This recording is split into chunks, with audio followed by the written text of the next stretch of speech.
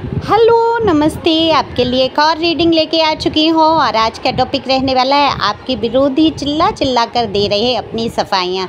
तो अब क्या सफाइयाँ दे रहे हैं, क्या बातें कर रहे हैं, जो भी आपके विरोध में खड़े रहे, जो भी विरोधी आपके रहे, उनके बारे में यहाँ पर बात होगी आज टैरो कार्ड के माध्यम से। तो ये जनरल रीडिंग रहने वाली है। ओके, आपसे रेजोनेट हो भी सकती है, नहीं जितना आपसे रेजोनेट होती है वो वाकई आपके लिए होती है। ज़बरदस्ती अपने ऊपर लागू करने की ज़रूरत नहीं है।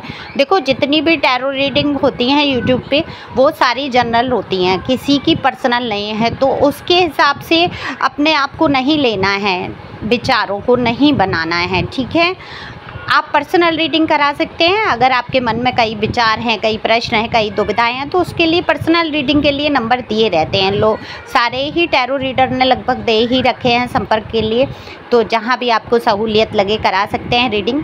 मेरे से भी आप पर्सनल रीडिंग ले सकते हैं, तो इसीलिए ये नंबर दिया है, व्हाट्सएप नंबर है। आप आएँ और अपनी पर्सनल रीडिंग बुक कराएँ। पर्सनल रीडिंग फ्री नहीं है और फीस भी कुछ ज़्यादा नहीं है, फ़ीस तो लगती ही लगती है। ओके, तो एक लाइक तो बनता ही बनता है, शेयर कर सकते हैं, कमेंट्स करके अपनी एनर्जी भेज सकते हैं, सब्सक्राइब करके अपनी एनर्जी को भेज सकते हैं। तो कार्ड मैंने पहले ही शफल कर लिए हैं।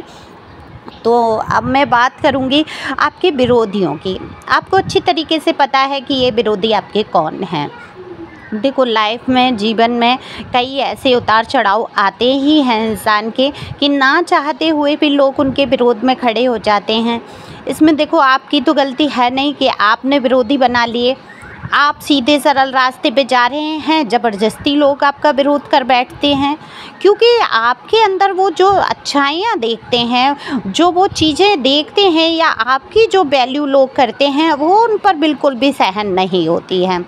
तो ऐसे डेबल एनर्जी तो देखो समाज में है ही है। ज़्यादा संख्या में मैं कहूँगी कि ऐसे लोग हैं जो दूसरों की अच्छाई, भलाई, उनका मान सम्मान और यहाँ तक कि उनका अच्छा घर, अगर अपने से स्तर में ऊंचा देख रहे हैं, आपका घर अच्छा है, आपका पहनना ओढ़ना अच्छा है, आपकी सारी व्यवस्थाएं अच्छी हैं, तो खुद के पास चाहे भरपूर है फिर भी उनको सुकून नहीं मिलता है और खामखा आपके विरोध में खड़े हो जाते हैं। कई लोग आपने देखे होंगे जिनको कोई मतलब नहीं है आपसे, कोई लेना देना नहीं है, फिर भी आप विरोध में खड़े हो जाते हैं। और कुछ लोग ऐसे हैं जिनके लिए आप जी जान लगा देते हैं। मैं तो यहाँ देख पा रही हूँ, आपने तो अपनी ज़िंदगी का पूरा हिस्सा ही, जो अच्छा समय था, जो आपका वक्त था अपने लिए जीने का, वो बहुत सारा वक्त यहाँ पर मुझे लोगों के पीछे गंवाते हुए, गुजारते हुए आप नज़र आ रहे हैं। तो आपने तो लोगों की बहुत सहयोग किया, मदद की, हमेशा से खड़े रहे, लेकिन लोगों ने आपके साथ क्या किया, कभी भी अच्छा बर्ताव व्यवहार नहीं किया, हमेशा से आपके खिलाफ विरोध में खड़े रहे। आपकी जहाँ भी अच्छाई हुई वहाँ आपकी बुराइयाँ सामने ला ला कर इंगित की गई। देखो, मनुष्य तो होता ही है, देखो अच्छाई भी है तो बुराई भी है। तो आपके अंदर भी अगर 98% अच्छाई है तो एक तो कोई बुराई होगी ही होगी। तो उस एक बुराई को लेकर सबको प्रचारित किया गया कि आपकी जो 98% अच्छाइयाँ थीं उन सब को ख़त्म करके 2% जो आपकी बुराइयाँ दिख रही हैं उनको सामने लाया गया सबके सामने। तो आपको नीचा भी दिखाया गया। अब हुआ क्या, आपके जीवन की जो अगर मैं कहानी देखूं तो भाई बड़ा ही दुखद स्टोरी निकल के आती है यहाँ पर, क्योंकि यहाँ आपके जीवन की कहानी के ऊपर रीडिंग नहीं है। अगर आप लोग कहेंगे तो बिल्कुल उस आपके जीवन की कहानी लेकर आऊँगी मैं रीडिंग में। तो यहाँ पर मैं सिर्फ ये बात कर रही हूँ कि आपके विरोधी जो हैं चिल्ला चिल्ला कर अपनी सफाइयाँ क्यों दे रहे हैं। अब आपके साथ तो कर बैठे जो करना था, लेकिन समाज जो है, लोग जो हैं पागल तो नहीं हैं, उनको सब दिखाई देता है। वो समझते हैं कि आपने तो हमेशा अच्छाई का रास्ता चुना, ठीक है, कुछ समय के लिए आपको बदनाम कर दिया, पागल कह दिया, बेवकूफ़ कह दिया, तो क्या इनके कह देने से हो जाते हैं आप बेवकूफ़? तो ईश्वर आपको यही समझाना चाहते हैं, या डिवाइन की गाइडेंस कह लीजिए, यही कहना चाहते हैं आपसे कि अगर कोई आपके लिए अपशब्द बोले, कोई भी उल्टा शब्द अगर बोलता है, तो ये उसके व्यक्तित्व को परिभाषित करता है कि वो इस तरीके का है, तब वो ऐसे शब्द निकाल रहा है, ना कि आपको। अगर कोई आपको पागल कह रहा है, बेवकूफ़ कह रहा है, उल्टा सीधा बोल रहा है, चरित्रहीन आपके लिए बोल रहा है, आपके चरित्र पर लांछन लगा रहा है, तो क्या है, ये उनको ही परिभाषित करना है, ये उनका ही चरित्र सामने ला रहा है। आपका चरित्र नहीं आ रहा है, आप तो जैसे हैं वैसे हैं ही। और एक दिन लोग समझते भी हैं कि लोग कैसे हैं, तो बिल्कुल आपको यहाँ पर समझ रहे हैं लोग। अब ये अपनी सफाइयाँ दे रहे हैं, तो आपको वहाँ घबराना नहीं है, परेशान नहीं होना। जो जैसा बोलेगा, जो जैसा करेगा, सबका कर्मा एक दिन निश्चित है।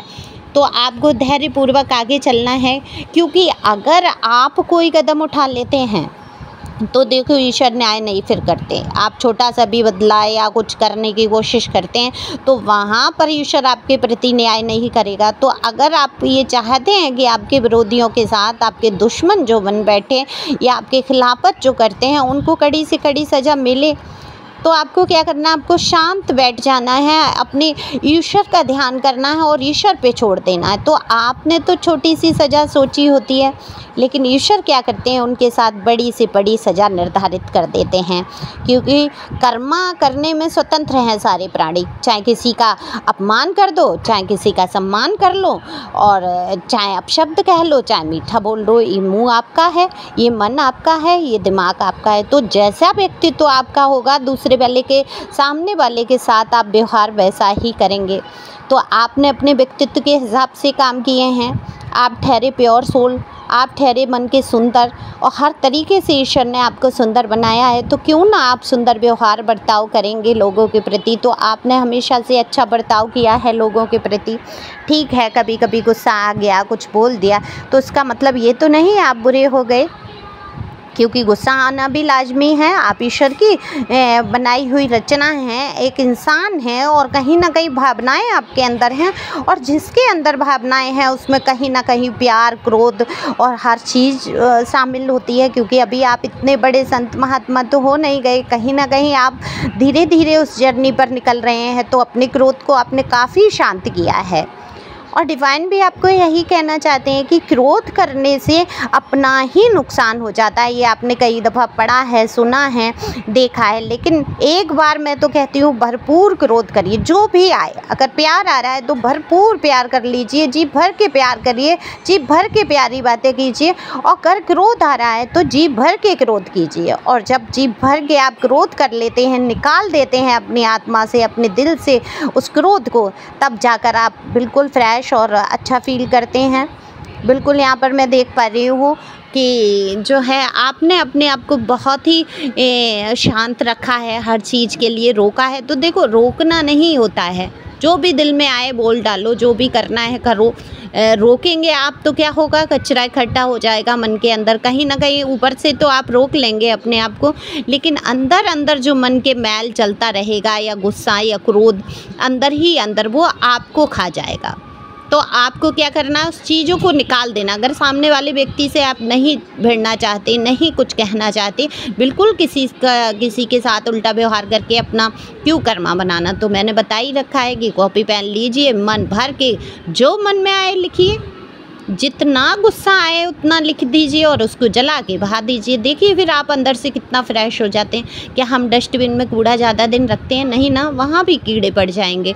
तो आपके दिल में अगर ये गुस्सा, ये नफ़रत रही तो कहीं ना कहीं बीमारियों के रूप में आपके शरीर पर प्रभाव डाल देगी। तो अपने मन के भावों को उजागर करना सीखिए, निकालिए, और जो लोग करते हैं बिल्कुल बहुत अच्छा है। तो आपके जो अब विरोधी हैं, विरोध में रहिए, जिन्होंने हमेशा कठिनाइयाँ खड़ी की, अब ये लोगों को चिल्ला चिल्ला के सफाई दे रहे हैं। जब लोग इनसे कह देते हैं कि देखो वो इंसान तो तुम्हारे लिए कुछ भी नहीं बुरा भला कहता है, या जो भी परिस्थिति आपकी रही हो, स्थिति जहाँ पर भी, घर परिवार ऑफिस कार्य क्षेत्र, वहाँ की परिस्थिति के अनुसार लोग इनको बड़ा ही नीचा दिखाने में कसर नहीं छोड़ते हैं। देखो, लोग तो भाई मौके का फ़ायदा उठाते हैं, मज़े ले ले के सुनते हैं पहले, और फिर जब जिसका पक्ष वीक देखते हैं, कमज़ोर देखते हैं, बिल्कुल उसको वहाँ पर नीचा दिखाने की कोशिश होती है।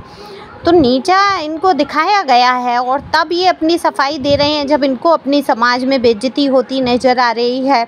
तो ये चिल्ला चिल्ला के कह रहे हैं कि आप ख़राब थे, आप ही ऐसे थे, आपके लिए इन्होंने तमाम सुविधाएं जुटाई, तमाम चीज़ें की, तमाम तरीके का साथ दिया, लेकिन आपने कभी वो महसूस ही नहीं किया।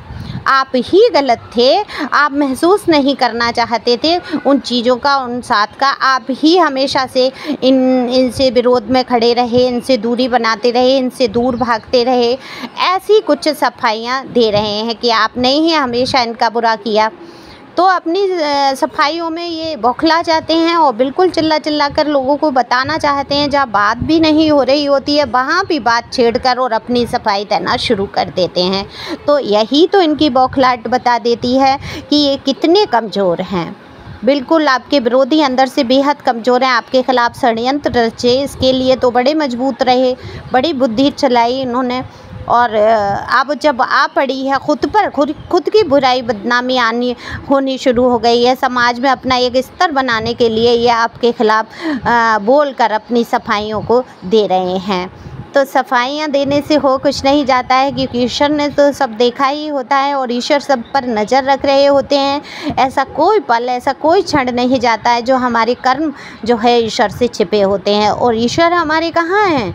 अंतरात्मा में। तो जब आपकी अंतरात्मा आपको कचोटने लगती है, एक उदाहरण के तौर पे मैं कह रही हूँ, वही कर्मा गलत है। तो आज आपके विरोधियों की अंतरात्मा जो है कचोट रही है, कहीं ना कहीं अंतर मन में इनके बड़ा ही अफसोस है कि इन्होंने ये कर्मा क्यों क्रिएट किया, क्योंकि अब कर्माज के खेल शुरू हो चुके हैं। इनको हर पल नीचा देखना या कुछ इनके जीवन में ऐसी चीज़ें आई हैं जिसकी वजह से इनको बहुत ही ज़्यादा कठिनाई का सामना करना पड़ रहा है। तो अपनी सफाई में चिल्ला रहे हैं बेचारा ही शब्द करूँगी यूज इनको जिसको कहते हैं ना, समय रहते बुद्धि नहीं आती और बाद में कहते हैं सांप निकल गया और लकीर पीटने से क्या फ़ायदा। ऐसे ही कुछ है ना, कहावत कुछ है कि समय निकल गया और उसके बाद फिर उसके पीछे भागने से तो कुछ फ़ायदा नहीं है। शब्द लौट के नहीं आते हैं, घाव भर जाते हैं, लेकिन शब्दों से किए हुए जो बार हैं, जो बाढ़ चलाए हैं आपके दिल पे तीर, वो भरना बड़ा ही मुश्किल हो जाता है। लेकिन आपने अपने सारे घाव को धीरे धीरे भरना शुरू किया है और यही आपकी तारीफ़ होती है। और मैं जब भी कार्ड निकालती हूँ तो मैं आप लोगों की बिल्कुल यहाँ पर तारीफ़ करना चाहूँगी कि किस प्रकार से अपने आप को आपने संभाला और अपने घाव को भरा। तो ऐसे ही आपको आगे बढ़ना है, किसी के बारे में नहीं सोचना है जो आपके लिए उल्टा सीधा बोल रहा है, चाहे सफाई में चाहे किसी भी तरीके से, ये उसी को परिभाषित करता है, ना कि आपको। तो आपको खुश रहना है, मस्त रहना है, आगे बढ़ते रहना है। Thank you for watching my channel. Thank you Anjal, thank you God. अगर पर्सनल रीडिंग चाहिए तो दिए हुए नंबर पर संपर्क कर सकते हैं। Thank you.